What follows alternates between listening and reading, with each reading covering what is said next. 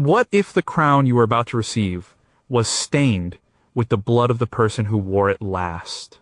What if the archbishop anointing you with holy oil believed you were illegitimate and a heretic? What if half the country, and maybe even your own family, was actively plotting to see you fail, or worse? For many queens throughout history, a coronation was not just a celebration. It was the most dangerous day of their lives, a moment where everything could go wrong, and often did. It was a test of nerve, a political statement, and sometimes a desperate gamble for survival. At number 15, what if your own coronation was a rehearsal for disaster? Queen Victoria's coronation cost £79,000, which was more than double the amount spent on her predecessor's famously cheap ceremony. The coronation ring was made for her little finger, but the archbishop forced it onto her fourth finger, causing immense pain. An 82-year-old peer, Lord Rollet, fell down the throne steps during a homage. The entire ceremony, planned to be a display of imperial might, was under-rehearsed and lasted a grueling 5 hours. The day was June 28th, 1838. Victoria was just 19 years old. She had been queen for a year, but this was the moment she would be formally consecrated as the monarch of the British Empire. The public was ecstatic. They loved their young queen. But behind the scenes, the event was teetering on the edge of farce. The people in charge of planning it, like the Earl Marshal, were aristocrats who held their positions by birthright, not by competence. They hadn't managed a coronation in years, and their rustiness showed. The procession to Westminster Abbey was a spectacle, and it was designed to let as many people as possible see the new queen. Carriages filled with foreign ambassadors and British nobility trundled through the streets of London. The crowds were immense, cheering and waving. But inside the Abbey, things were less organized. The service was supposed to be a solemn and ancient ritual. Instead, it was a muddle. The clergy seemed to have only a vague idea of what they were supposed to be doing. Bishops and deans wandered around, whispering to each other, trying to figure out what came next. The music was a particular disaster. The choir and the orchestra were out of sync. Anthems were sung at the wrong moments, and some parts of the service were accompanied by a confusing silence. At one point, a bishop announced the end of the ceremony prematurely. Victoria, thinking it was over, retreated to a side chapel, St. Edward's Chapel, which had been set up as a retiring room with sandwiches and wine. An official had to rush in and tell her she needed to come back out to finish the service. The most infamous moments involved the physical rituals. The anointing, the investing with robes, the crowning itself. When it came time for the peers of the realm to pay homage, it became clear how long and tiring the day was. The elderly Lord Rollet, a man in his 80s, stumbled as he approached the throne. He tripped on his robes and tumbled backward down the steps. The huge crowd in the Abbey gasped. Victoria, breaking with protocol, stood up and reached out to help him. Her gesture was seen as a sign of her kindness and composure, but it highlighted the chaos of the event. 2 ladies-in-waiting had to help the old man to his feet. Then there was the ring. The royal jewelers had made the coronation ring to fit Victoria's smallest finger, the pinky. But the Archbishop of Canterbury, William Howley, an elderly man who was also struggling with the proceedings, insisted on forcing it onto her fourth, or ring, finger. He jammed it on with considerable force. Victoria wrote in her diary later about the pain. She said it was a difficult and uncomfortable moment. After the ceremony, back at Buckingham Palace, the ring was stuck fast. Her finger was swollen and red. They had to use ice to reduce the swelling, and it was with great difficulty that they finally managed to remove it. It was a small, personal moment of agony in a day full of public spectacle. The whole thing was a long, confusing, and often clumsy affair. And yet for the public it was a triumph. They saw their young, graceful queen handle the mishaps with poise. They saw the splendor of the occasion, not the blunders behind the curtain. Victoria herself was exhausted but relieved. She had survived her own coronation. The day, for all its problems, had solidified her position. It showed the world that a new era had begun, but It also showed that even the grandest traditions are run by fallible people, and that sometimes the most important day in a monarch's life is just one mistake away from complete disaster. The ceremony was a reminder that symbols and reality are two very different things. The crown was placed on her head, but the real work of ruling was just beginning. Number 14, did a civil war start because a woman couldn't be crowned? Empress Matilda was the first woman ever designated to rule England in her own right. Her father, King Henry I, made all the barons of England swear an oath to support her claim at least 3 separate times. Yet, when Henry died in 1135, the barons broke their promise almost immediately. Within weeks, her cousin Stephen had seized the throne and was crowned king. This betrayal plunged England into a brutal, 2-decade-long civil war known as the Anarchy. The story of Matilda is a story of a promise broken. Her father, Henry I, was a powerful and effective king, but he had a succession crisis. His only legitimate son, William Adelin, died in the tragic sinking of the White Ship in 1120. This left Matilda as his only legitimate heir. This was a problem. England had never been ruled by a queen regnant. The idea was foreign, and to many, unacceptable. The lords of the realm were warriors. They expected to be led by a king, a man who could lead them in battle. And Henry, I knew this, he spent the last years of his reign trying to secure the throne for his daughter. He was methodical. He brought Matilda back to England from Germany, where she was the widow of the Holy Roman Emperor, hence her title Empress. He married her off to Geoffrey of Anjou to secure an alliance and hopefully produce a male heir. And most importantly, he made his barons swear an oath. In 1127, at Christmas court, every major earl and baron in England, including her cousin Stephen of Bly, placed their hands on the Bible and swore to accept Matilda as their ruler after Henry's death. But an oath is just words. When Henry the Wide died in December 1135, the plan fell apart. Matilda was in Anjou with her husband, and she was pregnant. She couldn't travel to England immediately to claim her inheritance. This gave her cousin Stephen his chance. Stephen was the son of Henry I's sister. He was a popular, charming man, and crucially, he was a man. He moved quickly. He sailed to England, secured the royal treasury at Winchester, and won the support of the church and the city of London.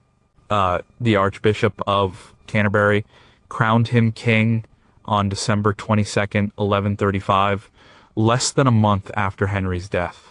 The barons who had sworn to support Matilda simply forgot their promises. They chose a king they knew over a queen they feared. This act of usurpation triggered the war. Matilda was not one to give up her birthright. She was described by her contemporaries as proud and imperious, a woman who knew her own worth and her own rights. In 1139, she landed in England with a small force to claim her throne. The country split. Barons chose sides based on old rivalries, land disputes, and personal loyalties. The war was not a series of grand battles. It was a miserable, grinding conflict of sieges, raids, and betrayals. Castles were built, burned, and rebuilt. Fields went unplowed. The common people suffered immensely. The Anglo-Saxon Chronicle, a contemporary record, described it as a time when Christ and his saints slept. Matilda's entire struggle was a fight for a coronation that was denied to her. The crown was the symbol of legitimacy. Without the anointing and the crowning in Westminster Abbey, she was just a claimant, a pretender. Stephen had the crown, so he was the king. The war was Matilda's attempt to reverse that reality. For years, the tide of the war swung back and forth.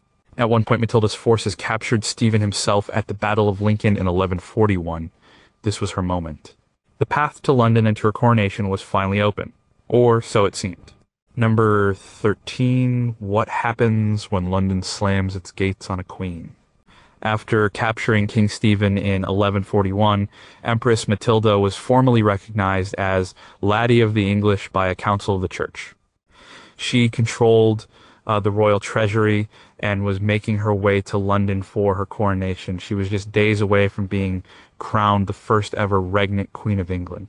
But she never made it. The citizens of London angered by her arrogance and her tax demands, rose up and drove her out of the city before she could reach Westminster Abbey. This was the turning point in Matilda's life, and in the Civil War. She had come so close. With Stephen in chains, her victory seemed certain. She began to act like a queen, issuing charters and making grants of land. She adopted a high-handed and arrogant tone that alienated many of the nobles who had previously been neutral or supportive. She refused to listen to advice and made it clear that she intended to reverse many of the land grants and titles Stephen had made. This made the powerful barons nervous. They had done well under Stephen, and they feared losing their gains under Matilda. Her biggest mistake, however, was her handling of London. The city was a powerful entity in its own right, with its own leaders and interests. The Londoners had initially supported Stephen, but were willing to accept Matilda after his capture. They sent a delegation to meet her as she approached the city. They asked her to confirm the city's traditional rights and privileges. They also asked for a reduction in taxes. Matilda, in what was a catastrophic political miscalculation, refused. She treated the citizens' delegation with contempt. She was the rightful heir, and she would not bargain for her own crown. She told them she intended to impose a heavy tax, a tallage, on the city to pay for her wars. The news of her refusal and her tax demands spread through London like fire. The citizens were furious. They had suffered enough during the war, and they were not about to be treated with such disdain by a woman they were not even sure they wanted as their ruler. While Matilda was at Westminster making final preparations for her coronation ceremony, the mood in the city turned ugly. The church bells began to ring, a pre-arranged signal for the city's militia to assemble. An angry mob formed. They were armed with whatever they could find. Matilda was caught completely by surprise. She and her small group of followers were about to sit down for a banquet when word reached them that the London mob was on its way to capture her. They had to flee for their lives. They scrambled onto their horses and galloped away, leaving the feast uneaten on the table. They didn't stop until they reached the safety of her stronghold at Oxford. The gates of London were slammed shut behind her. Her chance to be crowned was gone. This single event destroyed her momentum. Her support began to crumble. The Bishop of Winchester, who had been a key ally, switched sides back to his brother, King Stephen. Soon after, Matilda's own half-brother and most important military commander, Robert of Gloucester, was captured by Stephen's forces. Matilda had no choice but to agree to an exchange, Robert for Stephen. The king was free, and the war was back on. Matilda never got that close to the throne again. She fought on for several more years, but the initiative was lost. In 1148, she finally gave up and returned to Normandy. The war dragged on, but it eventually ended not with a victory for Matilda, but with a compromise. The Treaty of Wallingford in 1153 recognized Stephen as king for the rest of his life, but it named Matilda's son, Henry, as his heir. Matilda's story is a tragic one. She had the better claim, she had the legitimacy of her father's will, and the oaths of the barons. For one brief moment, she even had the military victory. But she failed at the final hurdle. Her personality, her inability to compromise, and her misjudgment of the Londoners cost her the crown. She was never crowned. She was never anointed. She was the queen who almost was. England would have to wait another 400 years for its first crowned queen, regnant. Mary I. Matilda's failure showed just how deep the resistance to a female ruler was, and how a coronation was not just a right, but something that had to be won, not just on the battlefield, but in the hearts and minds of the people you intended to rule. Number 12. Can a crown ever be big enough for two rulers? Eleanor of Aquitaine was crowned Queen of England on December 19th, 1154. She was not, however, a typical queen consort. She was the ruler of a vast territory in France, the Duchy of Aquitaine, in her own right. She was wealthier and more powerful than her new husband, King Henry II, when they married. Her coronation alongside Henry was not just the crowning of a king's wife. It was the formal union of two of the most powerful rulers in Europe, creating a vast empire that stretched from Scotland to the Pyrenees. Eleanor's life was one of almost unbelievable drama. Before she was Queen of England, she had been Queen of France. She married the French King Louis VII when she was just a teenager. She even went on the Second Crusade with him, a journey filled with political intrigue and scandal. But the marriage was a failure. They were temperamentally unsuited, and more importantly, she failed to produce a male heir for him. After 15 years, the marriage was annulled in 1152. Eleanor did not remain single for long. Just 8 weeks after her marriage to the French king ended, she married the young Henry, Duke of Normandy. He was 11 years younger than her, but he was ambitious and energetic, and he was a claimant to the English throne. Their marriage was a massive political coup. Eleanor's lands in Aquitaine, combined with Henry's territories in Normandy and Anjou, created a formidable power block in France, one that dwarfed the lands controlled by her ex-husband, the King of France. When King Stephen of England died in 1154, the treaty that ended the Civil War came into effect. Henry, the son of Empress Matilda, became King Henry II of England. He and Eleanor traveled to England for their joint coronation. The ceremony at Westminster Abbey was a huge event. It marked the end of the long and destructive Civil War. It was a moment of hope and renewal. The crowning of Henry and Eleanor together was meant to symbolize a new beginning, a strong and stable dynasty. For a time, the partnership worked. Eleanor was a savvy political player. She was not content to sit in the background. She was actively involved in the governance of their vast domains. She often acted as regent in England when Henry was away in his French territories, and she was the de facto ruler of her own Duchy of Aquitaine. They had numerous children, including 8 sons, securing the succession in a way her first husband could only have dreamed of. 2 of those sons, Richard the Lionheart and John, would later become kings of England. But 2 such powerful and strong-willed people were bound to clash. Henry was a brilliant but ruthless king. He was also famously unfaithful to Eleanor. As their sons grew up, they became rivals for power, both with their father and with each other. Eleanor, feeling increasingly marginalized by Henry, sided with her sons. In 1173, she supported a rebellion by her sons Henry the young king, Richard, and Geoffrey against their father. The rebellion failed. Henry II crushed the revolt and was furious with his wife's betrayal. His punishment was severe. He had Eleanor arrested and imprisoned. For the next 16 years, the crowned Queen of England was a political prisoner, moved from castle to castle, kept under lock and key by her own husband. Her role as a co-ruler was over. The crown that had symbolized their joint power now sat on Henry's head alone. Eleanor was only released after Henry II's death in 1189. She was in her late 60s by then, but her political life was far from over. She immediately re-entered the political arena, acting as regent for her favorite son, Richard the Lionheart, while he was away on the Third Crusade. She governed England with skill and authority, putting down a rebellion by her youngest son, John. She even traveled to Germany to ransom Richard after he was captured on his way home from the crusade. Eleanor's coronation was the start of a partnership that created an empire. But it was also the beginning of a long and bitter personal and political struggle. It showed that a joint coronation did not guarantee a joint rule. The crown could be shared in ceremony, but in the brutal world of medieval politics, power was rarely shared for long.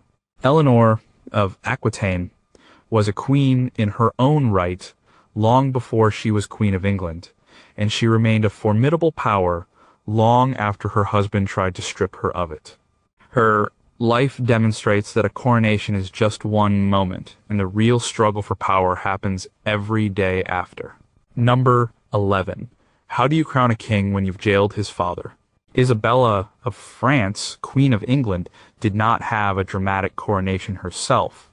Her crowning as the consort of King Edward II in 1308 was a standard, if lavish, affair.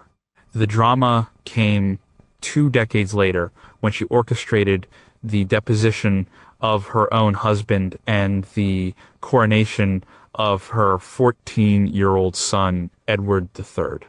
On February 1st, 1327, young Edward was crowned at Westminster Abbey, but it was a ceremony haunted by the shadow of his imprisoned and soon-to-be murdered father.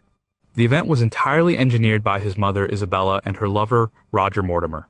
Isabella of France was known as the She-Wolf of France. The name was given to her by her enemies, and it stuck. She was the daughter of the French king and was married to Edward II of England as part of a political alliance. The marriage was a disaster. Edward II was a weak and ineffective king who showered favor and power on his male favorites, first Piers Gaveston and later Hugh Despenser. He neglected Isabella and humiliated her publicly. For years, she endured the situation. But in 1325, things changed, and Isabella was sent to France to negotiate a treaty with her brother, the French king. Once there, she refused to return. She had found a new ally and lover, Roger Mortimer, an English baron who had been exiled by Edward II. Together, Isabella and Mortimer began to plot their revenge. They gathered an army of mercenaries, and in September 1326, they invaded England. The invasion was stunningly successful. Edward II's regime was so unpopular that it collapsed almost without a fight. The Despensers were captured and executed. The king himself became a fugitive, hunted down and captured in Wales. With the king her prisoner, Isabella was the de facto ruler of England, but she needed to legitimize her power. She couldn't rule as queen in her own right. The precedent of Matilda was still a powerful warning. The solution was to force Edward II to abdicate in favor of their son. This was a radical and unprecedented step. An English king had never been formally deposed before. In January 1327, a parliament was assembled. A delegation was sent to the captive king at Kenilworth Castle. They presented him with an ultimatum: abdicate, or your son will be disinherited and a non-royal, likely Mortimer, will be made king. Under duress, in a tearful and humiliating scene, Edward II agreed to step down. This cleared the way for the coronation of Edward III. The ceremony was rushed. It had to be. Isabella and Mortimer needed to cement their new regime as quickly as possible. The coronation itself was a grand affair designed to project an image of stability and legitimacy. The young Edward III, just a teenager, went through the ancient rituals. He was anointed with holy oil and crowned with St. Edward's crown. But everyone present knew the truth. This was not a normal succession. The boy king was a puppet. His mother and her lover held the real power. The rightful king, Edward II, was still alive, a prisoner just 100 miles away. The coronation was a performance. It was meant to show the world that the transfer of power had been lawful and accepted, but the drama was far from over. As long as Edward II lived, he was a threat. He was a potential rallying point for any lord who became disenchanted with Isabella and Mortimer's rule. That threat was eliminated later that year. In September 1327, Edward II died at Berkeley Castle. The official cause of death was given as natural causes, but few believed it. It is widely assumed that he was murdered on the orders of Mortimer and Isabella. The coronation of Edward III was therefore an event built on a foundation of betrayal, usurpation, and likely murder. It was a power grab disguised as a holy rite. For 3 years, Isabella and Mortimer ruled England through the young king. But Edward III was not destined to be a puppet for long. In 1330, at the age of 17, he staged his own coup. He had Mortimer arrested in a dramatic nighttime raid on Nottingham Castle. Mortimer was executed for treason, and Isabella was forced into a comfortable but powerless retirement. And Edward III would go on to be one of England's most successful medieval kings. But his reign and his own coronation began with one of the darkest and most dramatic episodes in the history of the English monarchy. Number 10 was her coronation a triumph or a warning. Anne Boleyn's coronation on June 1st, 1533, was one of the most magnificent and expensive spectacles the city of London had ever seen. King Henry VE spared no expense. There were lavish river pageants on the Thames, elaborate allegorical displays on the streets, and a grand ceremony in Westminster Abbey. And Henry was determined to show the world and his own people that Anne was his true and rightful queen. But despite the splendor, there was an undercurrent of tension and defiance. The public's reaction was lukewarm at best, and the entire event was a massive political gamble that defied the Pope and the whole of Catholic Europe. Anne's journey to the crown was long and fraught with peril. For 7 years, Henry V had battled to have his marriage to his first wife, Catherine of Aragon, annulled so that he could marry Anne. Catherine had failed to produce a male heir, and Henry was desperate for a son to secure the Tudor dynasty. He was also infatuated with Anne. When the Pope refused to grant the annulment, Henry took the radical step of breaking with the Roman Catholic Church. He declared himself the supreme head of the Church in England, had his own archbishop grant the annulment, and secretly married a pregnant Anne in early 1533. The coronation was the public unveiling of this new reality. It had to be spectacular. It was a piece of political theater designed to overwhelm any opposition. The celebrations lasted for days. It began with a flotilla of barges on the River Thames, accompanying Anne from Greenwich to the Tower of London. The barges were decorated with silks, banners, and gold leaf. Musicians played and cannons were fired in salute. It was a stunning display of wealth and power. The day before the coronation, Anne made her formal procession through the streets of London, from the Tower to Westminster. The city's guilds had been ordered to create elaborate pageants along the route. There were fountains flowing with wine, choirs of children singing, and actors performing scenes from mythology and scripture, all designed to praise the new queen and her virtues. Anne herself sat in a litter of white cloth of gold, drawn by 2 horses. She wore a gown of white tissue, and her dark hair was worn loose, a tradition for a bride or a queen at her coronation. But the reaction of the crowds was not what Henry had hoped for. Contemporary accounts, particularly from the hostile imperial ambassador Eustace Chapuis, noted the silence of the people. While there was some cheering, especially when prompted, many Londoners simply watched the procession pass in sullen silence. They were loyal to Catherine of Aragon, whom they still considered the true queen. They saw Anne as an interloper, a home wrecker. Chapuis wrote that he saw more people wearing caps on their heads than taking them off to honor her. Anne herself was said to have remarked on the lack of cheering, only to be told that the people were so struck by her beauty that they were speechless. It was a weak excuse for a clear public relations failure. The coronation ceremony itself in Westminster Abbey was conducted with all the traditional pomp. Anne was anointed and crowned with the new St. Edward's crown, a heavy gold crown that had to be specially remade for the occasion. She was the first English queen to be crowned with this crown, which was normally reserved for a reigning monarch. This was a deliberate statement by Henry. He was elevating her status beyond that of a mere consort. After the ceremony, there was a magnificent banquet in Westminster Hall, but the triumph was hollow. The coronation was a declaration of war against the old order. It confirmed the break with Rome and made the schism irreversible. It alienated England from its traditional allies, like the Holy Roman Emperor, who was Catherine of Aragon's nephew. At home, it created deep divisions. Many of the great nobles of the realm, like Thomas More, refused to attend the ceremony or swear the oath recognizing Anne's position, a decision that would ultimately cost them their lives. Anne's coronation was the peak of her life. She was Queen of England, and she was pregnant with what she and Henry were certain would be a son and heir. But it was also a warning. The forced celebration could not hide the deep unpopularity of the marriage or the political and religious earthquake it had caused. The empty streets and silent crowds were a sign that her position was built on the will of one man alone. And as she would discover just 3 years later, that man's will was a fickle and dangerous thing. When she failed to produce a son and Henry's eye wandered to Jane Seymour, her magnificent coronation meant nothing. The same London crowds that had watched her procession in silence would later turn out to watch her execution. Number 9.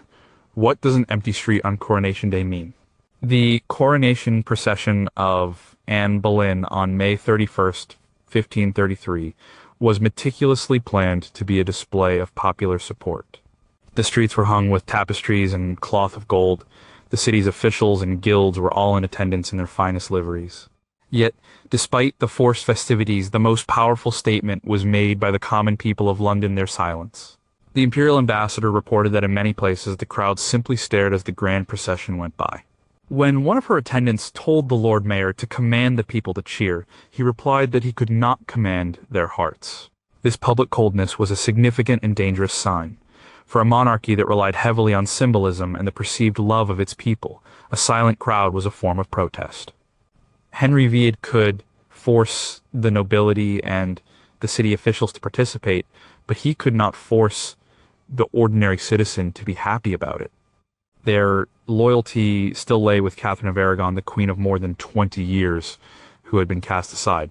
Catherine was pious, dignified, and had endured her humiliation with a grace that won her widespread sympathy. Anne, in contrast, was seen as ambitious, arrogant, and the cause of the kingdom's troubles. The details of the procession highlight the gap between the official narrative and public feeling. The pageants were elaborate. At Grace Church Street, there was a depiction of Apollo and the Muses. At Leadenhall, there was a castle with a red and a white rose bush, from which a falcon, Anne's badge, descended to land on a stump that produced more roses. The symbolism was clear. Anne was the one who would unite the kingdom and bring forth new life for the Tudor dynasty.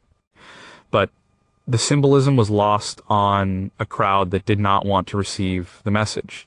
The government was aware of the potential for trouble. Orders were issued beforehand that householders were to keep their servants and apprentices indoors to prevent any disorder. This suggests an anxiety about public dissent, a fear that the silence could easily turn into jeers or riots.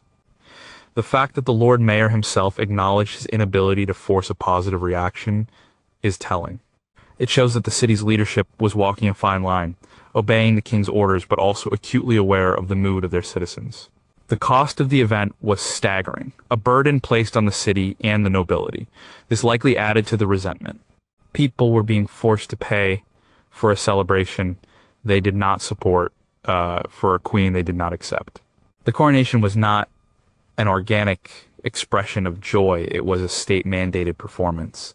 This lack of public acclaim was a stark contrast to the coronation of Henry's father, Henry VII, which had been a genuinely joyous occasion marking the end of the Wars of the Roses. It also contrasted with the earlier coronation of Henry and Catherine, which had been popular. The silence for Anne was a political statement. It meant that Henry's great matter, his divorce and remarriage, did not have the consent of the governed. It demonstrated that royal power had its limits. A king could change the laws of the land and the structure of the church, but he couldn't change public opinion overnight. For Anne, the experience must have been deeply unsettling. She was at the moment of her greatest triumph, achieving the goal she had sought for years. Yet, she was met not with adulation, but with a cold, judging quiet. It was a reminder that her position was precarious. It depended entirely on Henry's continued favor and her ability to deliver a male heir. The empty sound of her own procession through the streets of her new capital was a prophecy of her future. She had won the crown, but she had failed to win the people. In the brutal politics of the Tudor court, that was a fatal weakness. Her reign had begun not with a roar of approval, but with a disquieting whisper of dissent that would only grow louder in the years to come. Number 8, how do you plan a coronation while your rival waits in the Tower? Mary I's coronation on October 1st, 1553, took place while the previous, albeit uncrowned queen, Lady Jane Grey, was a prisoner in the Tower of London. And Mary had to raise an army to defeat a conspiracy that had tried to place Jane on the throne. Her coronation was therefore not just a religious ceremony, it was a victory parade, a statement of her legitimacy and a consolidation of a power that had been violently contested. Every part of the ceremony was designed to erase the memory of the 9-day reign of her rival. The background to Mary's coronation was one of intense crisis. Her younger half-brother, King Edward VI, had died in July 1553. A devout Protestant, Edward and his powerful chief minister, the Duke of Northumberland, had feared the accession of the staunchly Catholic Mary. In a desperate and illegal move, they had altered the succession, bypassing both Mary and her half-sister Elizabeth, and naming Edward's cousin, the Protestant Lady Jane Grey, as the next monarch. When Edward died, Jane was proclaimed queen, but Mary refused to accept her disinheritance. She fled to East Anglia, a region where her support was strong, and began to rally an army. The people of England, despite their growing Protestantism, believed in the principle of legitimate succession. Mary was the daughter of Henry V, their rightful heir. They flocked to her banner. Northumberland's support collapsed, his army deserted him, and within 2 weeks the coup had failed. Mary rode into London in triumph. Jane Grey, the terrified teenage pawn in a political game, was arrested and imprisoned in the Tower. Now Mary had to plan her coronation. The event was hugely significant. She was the first ever crowned Queen Regnant of England. She was also determined to restore Catholicism to the country. The coronation had to reflect both these facts. It needed to be a traditional Catholic ceremony, undoing the Protestant reforms of her brother's reign. This created immediate problems. The coronation regalia, including the holy oil for the anointing, had been altered or desecrated during Edward's Protestant rule. Mary believed the English oil was now invalid. She arranged for a fresh supply of consecrated oil to be sent from the Catholic court in Flanders. She also had reservations about using St. Edward's crown, suspecting it too had been tainted by its use in a Protestant ceremony. While she did end up using it, she also had 2 other crowns made for herself, including one worn in the procession, which was incredibly heavy and encrusted with gems. The ceremony itself was a deliberate return to the old Catholic rites. It was long, complex, and conducted entirely in Latin. The Archbishop of Canterbury, Thomas Cranmer, who had crowned her brother and, more damningly, had granted her father's divorce from her mother, was now a prisoner accused of treason. In his place, the ceremony was led by Stephen Gardiner, the Bishop of Winchester, a staunch Catholic who had been imprisoned during Edward's reign and was now restored to favor. The coronation was a spectacular affair. Mary, dressed in blue velvet, processed through the city the day before, just as Anne Boleyn had done. But unlike Anne's procession, Mary's was met with genuine enthusiasm. The people cheered for the daughter of the beloved Catherine of Aragon. They saw her as the rightful heir who had bravely fought for her throne. The day itself was a massive statement of her power and her faith. She took the ancient coronation oath, but it was subtly altered to reflect her position as a queen regnant, promising to rule as a king would. She was anointed, crowned, and then enthroned, receiving the homage of the nobles. For a woman who had been declared illegitimate by her own father, cast out of the succession, and had her religion outlawed, this was the ultimate vindication.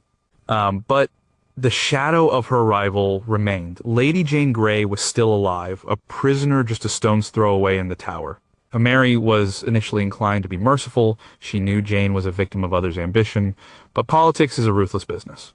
A few months later, a Protestant rebellion, Wyatt's Rebellion, broke out. Although Jane was not involved, her existence was seen as a threat. The rebels had intended to place Jane or Elizabeth on the throne. The rebellion failed, but it sealed Jane's fate. In February 1554, the 17-year-old girl was executed. Mary's coronation had been her triumph, but securing her crown required the death of the girl who had briefly and unwillingly worn it before her. Number 7, can you be crowned Catholic in a newly Protestant nation? Mary, I was determined that her coronation would be a fully Catholic service, a clear signal that she intended to reverse the Protestant Reformation in England. This created a huge logistical and political problem. The official state religion of England at the time of her accession was Protestant. The English prayer book was the law of the land. Most of the senior clergy were Protestant appointees. To have a Catholic coronation, Mary had to essentially ignore the existing laws and purge the church hierarchy before the ceremony could even take place. The challenge was immense. The entire religious establishment had been reshaped by her father Henry V and her half-brother Edward VI. Westminster Abbey, the site of the coronation, was operating under Protestant rites. The Archbishop of Canterbury, Thomas Cranmer, the man who traditionally presided over the coronation, was not only a Protestant but the architect of many of the reforms. He was also the man who had declared Mary's own mother's marriage invalid, effectively making Mary illegitimate in the eyes of the law he helped create.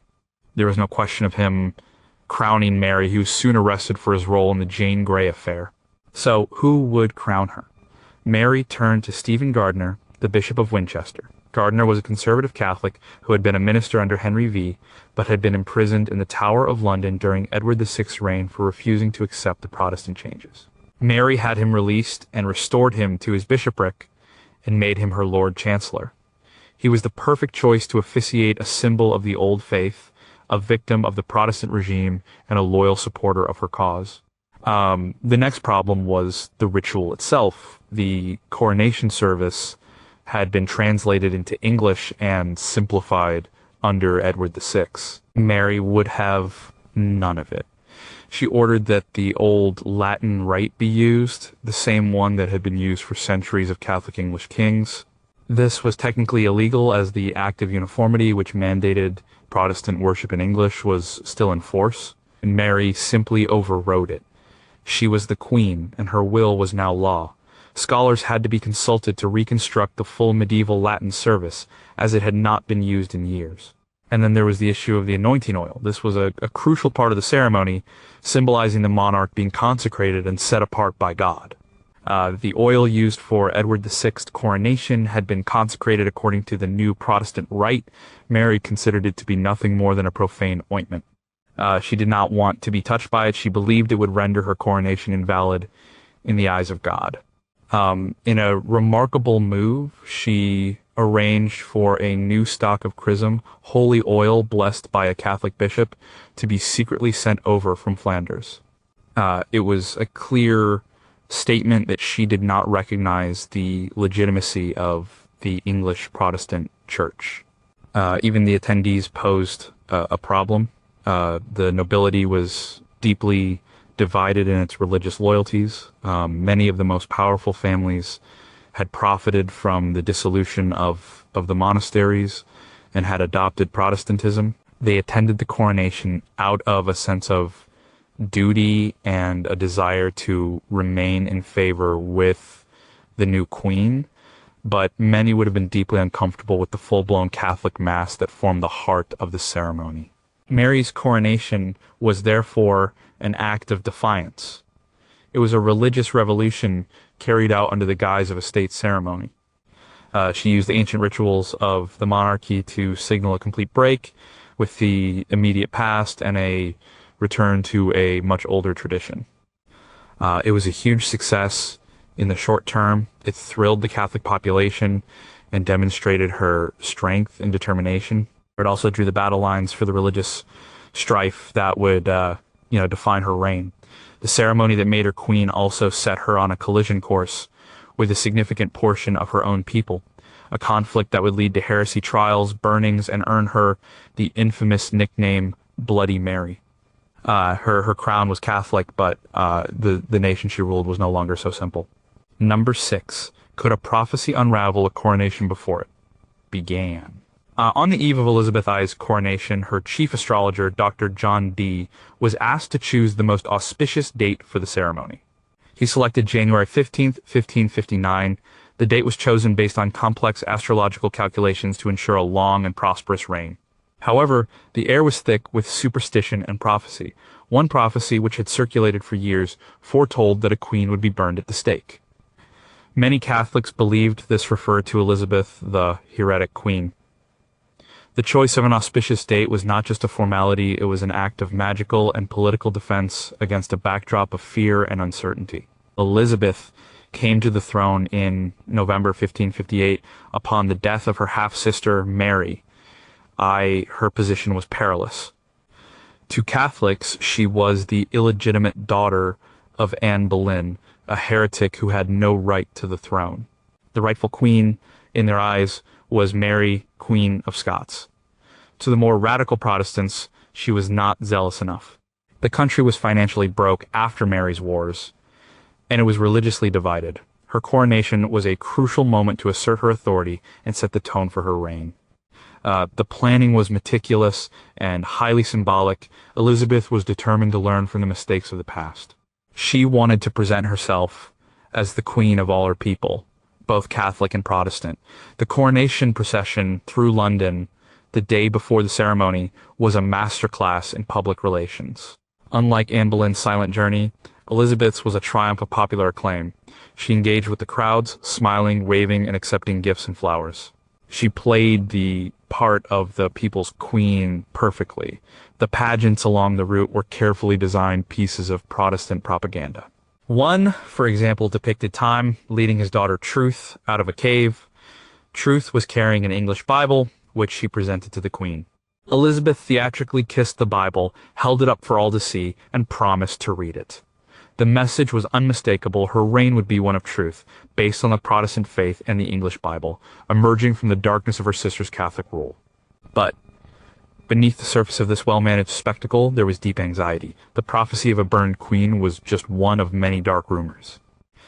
There was also the practical problem of the ceremony itself. England was in religious turmoil. Elizabeth intended to reestablish a Protestant church, but she wanted a moderate settlement, not a radical one. This meant her coronation service had to walk a very fine line. She used the old Latin rite as her sister had done, which would have pleased the Catholics. But she made two significant changes. The service was conducted by a more junior bishop, Owen Oglethorpe of Carlisle, because the Archbishop of Canterbury had died, and the other senior Catholic bishops refused to officiate. More importantly, she omitted the part of the Mass known as the elevation of the host. This was the moment when Catholics believed the bread and wine become the body and blood of Christ. By refusing to witness it, Elizabeth was making a clear, if subtle, statement of her Protestant beliefs. She was queen, and she would not participate in what she considered to be idolatry. The reliance on Dr. John Dee the astrologer shows how much the Elizabethan court was a mixture of the modern and the medieval. Dee was a respected scholar, a mathematician and astronomer, but he was also deeply involved in alchemy, scrying, and astrology. For Elizabeth and her advisors like William Cecil, choosing the right date was not just a superstition. It was a way of aligning the new reign with the forces of the cosmos, of ensuring that the heavens themselves were on their side. In a world where a prophecy could be seen as a genuine threat and a comet could be interpreted as an omen of a king's death, astrology was a tool of statecraft. As Elizabeth's coronation was a precarious balancing act. It had to be Protestant enough to satisfy her supporters, but not so Protestant that it would provoke an immediate Catholic rebellion or an invasion from Catholic powers like Spain or France. It had to project an image of strength and popular support, even though her claim to the throne was contested. The careful planning, the PR triumph of the procession, the subtle changes to the religious service, and even the astrological timing all worked. The day went off without a hitch. The prophecies of doom were proven wrong. Elizabeth successfully navigated the treacherous waters of her accession, and the date chosen by Dr. Dee did indeed mark the beginning of a very long and, for England, very prosperous reign. Number 5. What do you do when no bishop wants to crown you? Elizabeth, I faced a crisis just weeks before her coronation. Almost every senior bishop in the country refused to officiate the ceremony. The Archbishop of Canterbury had conveniently died just hours after Queen Mary. The Archbishop of York pleaded old age. The other leading bishops were all staunch Catholics appointed by Mary, and they could not in good conscience crown a monarch they knew was a Protestant and, by their laws, illegitimate. They refused to anoint a heretic. This left Elizabeth's government scrambling to find anyone of sufficient rank to place the crown on her head. This episcopal boycott was a serious political threat.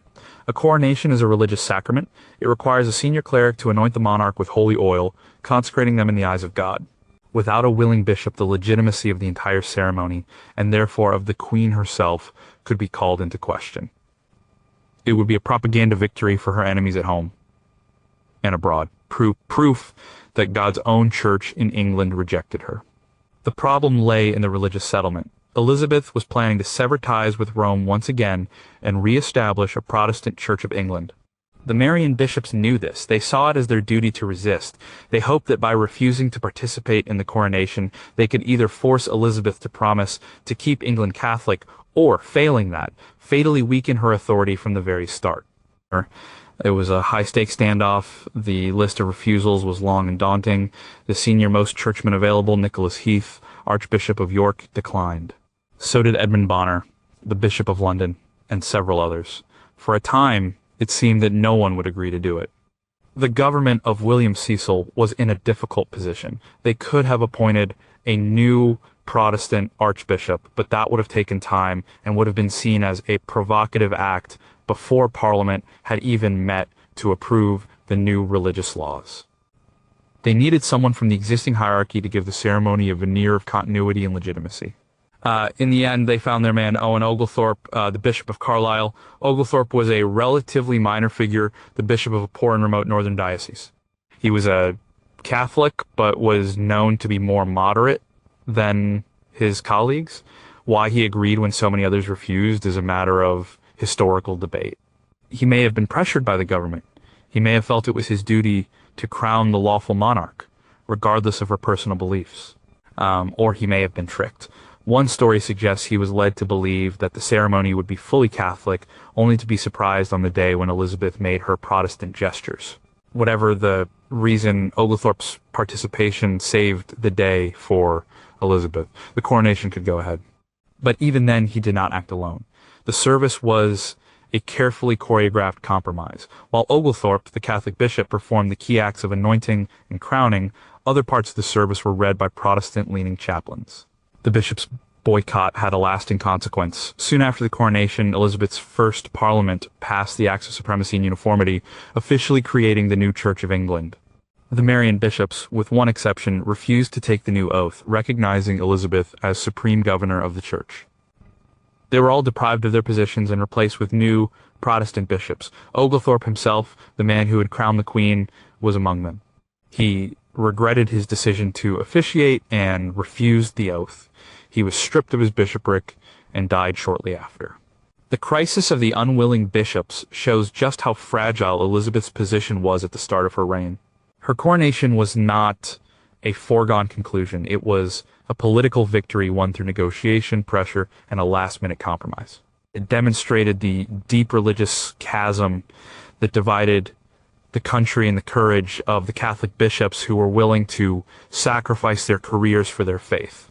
And it showed Elizabeth's own pragmatism and determination. She needed a crown, and she would find someone to place it on her head, even if it was the last man on the list. Number 4, why would a queen plan her own abdication at her coronation? Queen Christina of Sweden's coronation in 1650 was one of the most splendid and intellectual ceremonies in European history. She designed much of it herself, filling it with complex classical allegories to celebrate peace and learning. Yet, even as she was being crowned with immense pomp, Christina was already secretly contemplating abdication. The ceremony was less a beginning of a reign and more of a magnificent final act before she abandoned her throne, her country, and her religion.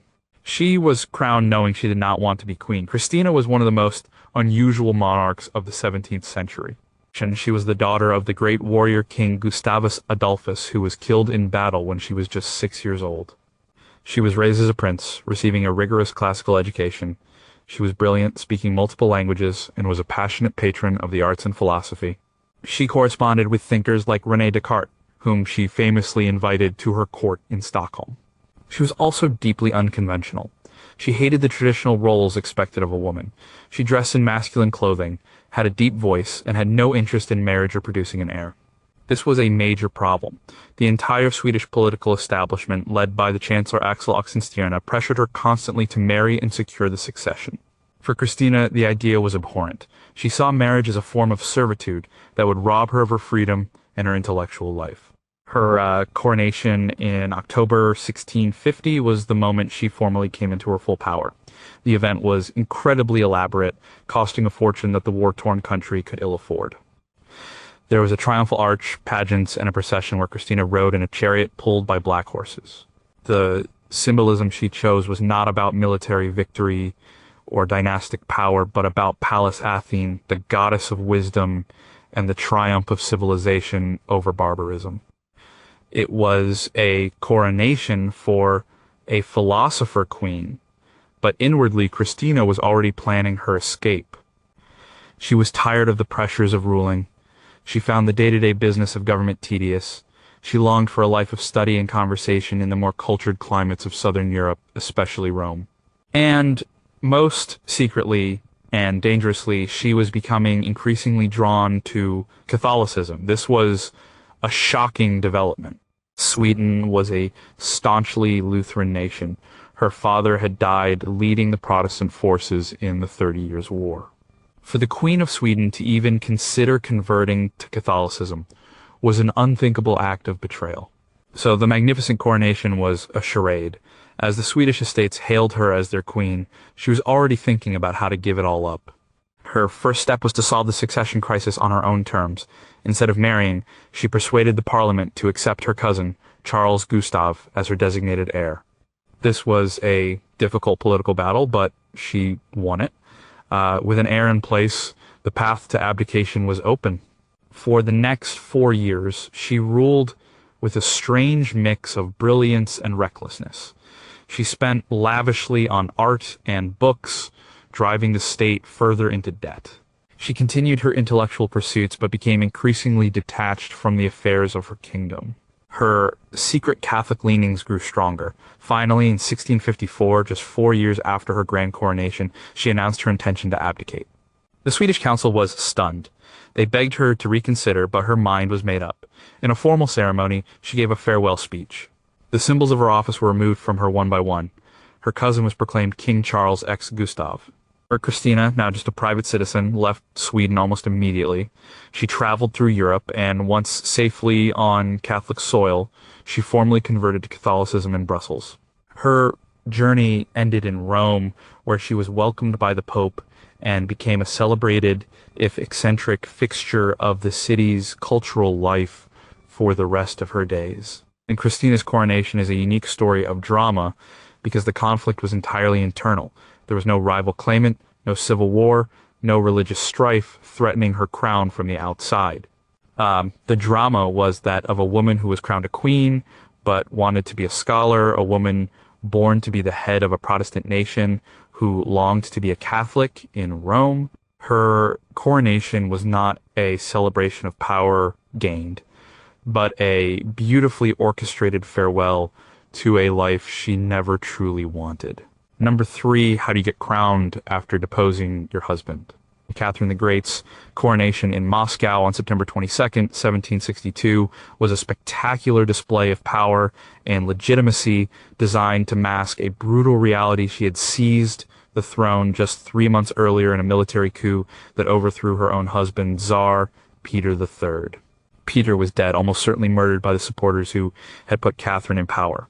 Her coronation was therefore not a routine succession, but a necessary piece of political theater to convince Russia and the world that she was the rightful ruler of the vast Russian Empire.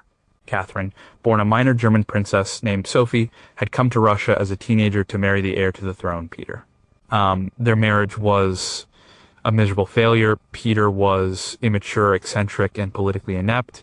He was obsessed with his home country of Holstein and with military drills, and he openly despised Russia and the Orthodox Church. He was a disastrous ruler. In his short 6-month reign, he managed to alienate the 2 most powerful groups in Russia, the military and the church. He made peace with Russia's arch-enemy, Prussia, insulting the army that had fought, and won a brutal war. He also tried to secularize church lands, enraging the clergy. Catherine, in contrast, was intelligent, ambitious, and politically astute. While Peter made enemies, she cultivated allies. She learned Russian, converted enthusiastically to the Orthodox faith, and won the loyalty of influential figures at court and in the military, most notably the powerful Orlov brothers, one of whom, Grigory, was her lover. As Peter's disastrous reign unfolded, a conspiracy formed around Catherine. In June 1762, the coup was launched. It was swift and almost bloodless. With Peter away at one of his country estates, Catherine, dressed in the uniform of an officer of the guards, rode into St. Petersburg. The elite guard regiments, led by the Orlovs, immediately declared their allegiance to her. The church and the government followed suit. Peter, hearing the news, dithered and then surrendered without a fight. He was forced to abdicate and was taken to a country house at Rapsha under the guard of Alexei Orlov and other conspirators. A week later, he was dead. The official cause was a severe colic, but the truth, which Catherine likely knew, was that he had been killed in a drunken brawl with his captors. Catherine was now the empress, but her position was illegitimate and precarious. She was a foreign-born woman with no dynastic claim to the throne other than being the wife of the man she had just overthrown. Her own son, Paul, had a much better claim. She had to act quickly to solidify her rule, a magnificent coronation was essential. The ceremony was held in the traditional location, the Assumption Cathedral in the Moscow Kremlin. Moscow, the ancient heart of Russia, was a more potent symbol of Russian tradition than the modern westernized capital of St. Petersburg. The coronation was a lavish and meticulously planned event, combining ancient Byzantine rituals with the splendor of a modern European court. Catherine played her part perfectly. She projected an image of serene authority and deep piety. She was dressed in a gown of silver brocade, and she wore the great imperial crown, a new crown commissioned for the occasion. It was a masterpiece of the jeweler's art, blazing with nearly 5,000 diamonds and topped by a massive spinal ruby. The ceremony was long and complex, steeped in Orthodox tradition. She was anointed, took communion, and was crowned. The Archbishop of Novgorod placed the crown on her head. According to a famous story, as she put on the heavy crown, she felt it was slipping. She steadied it with her hand, a small gesture that observers interpreted as a sign of her strength and her determination to hold on to the power she had seized. After the ceremony, there were days of feasting, balls, and public celebrations. Medals were struck and manifestos were issued. The message was clear. Catherine was the chosen and legitimate ruler, the mother of her country. The coronation was a resounding success.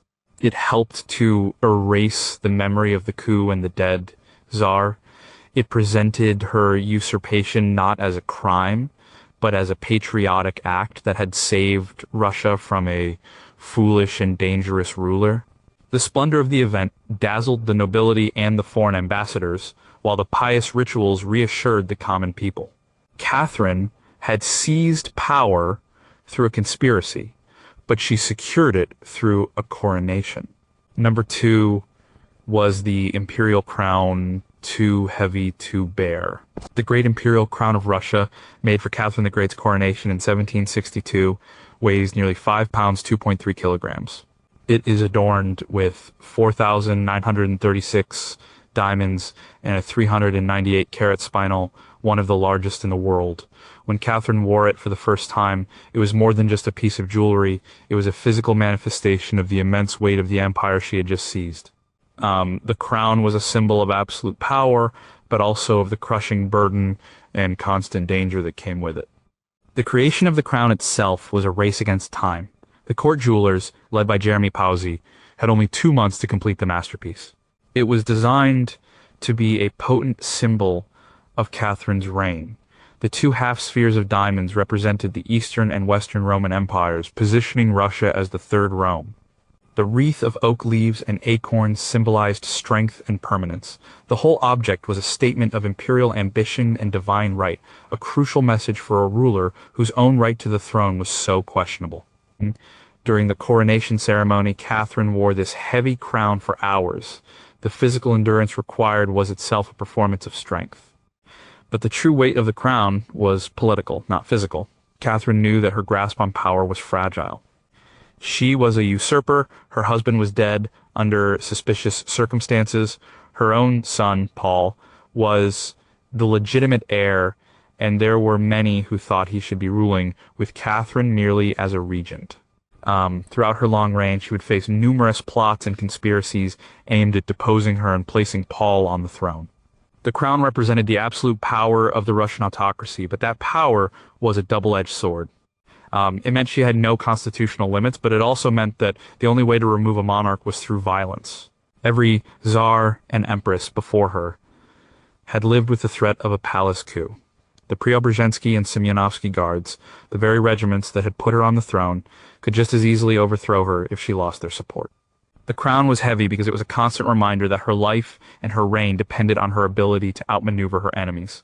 There was also the weight of expectation. Catherine had justified her coup by portraying Peter III as incompetent and un-Russian. She now had to prove she could do better. She had to be a Russian empress despite her German birth.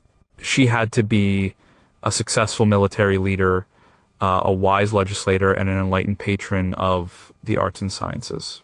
The crown symbolized all these duties. It was a commitment to greatness, a promise to her people that she would lead Russia to glory. Catherine bore this weight for 34 years, becoming one of Russia's most successful and celebrated rulers. She expanded the empire, reformed the administration, and presided over a golden age of the Russian nobility. But she never forgot the precariousness of her position.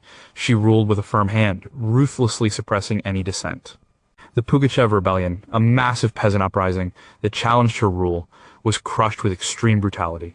The ghost of her dead husband and the existence of her sidelined son were constant shadows. The story of the crown's weight is a powerful metaphor for her reign. She took on the immense burden of the Russian Empire, a burden that had crushed her husband. She carried it with skill and determination, never letting it slip. But it was a weight that could never be set down. The diamonds and gold were beautiful, but they were cold and hard, a fitting symbol for the realities of absolute power. The coronation was the moment she placed that weight on her head, and she would carry it until the day she died. Number 1, did a queen faint because of a bishop's blunder? During the long and chaotic 5-hour coronation of Queen Victoria, a bishop mistakenly told her the ceremony was over before it actually was.